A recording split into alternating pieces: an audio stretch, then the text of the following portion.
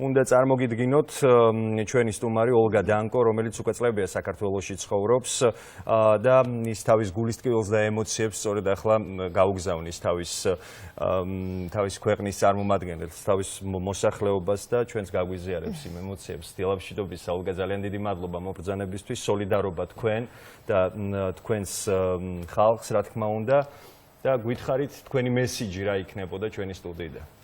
Დილамშვидобіса. Хочу поділитися українською музикою, бо всі зараз чують, як лунає українська мова, і хай чують вся Грузія, як звучить український мелос.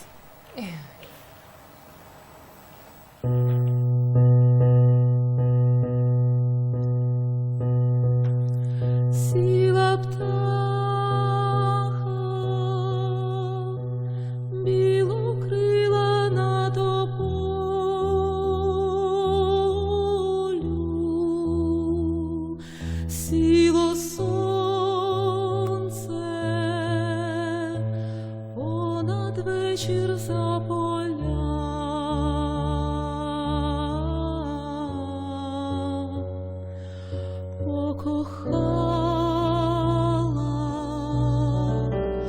покохала я до болю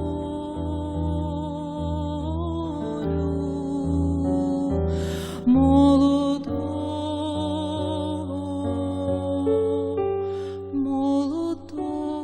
скрипаля.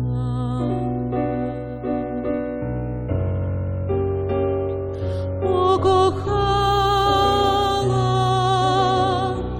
зачарована струною,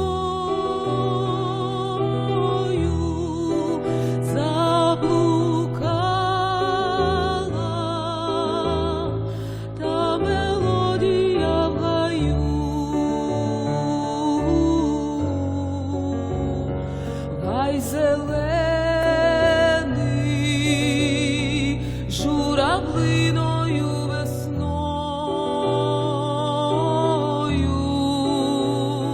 я понесла своє серце скрипалю. Шла до нього, наче місячна царівна, шла до нього, як до березня весна,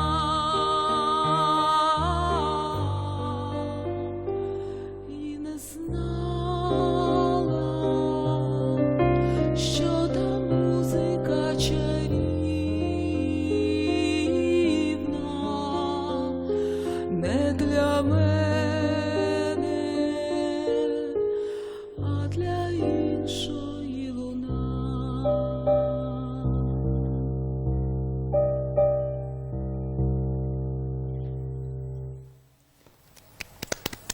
Ძალიან დიდი მადლობა.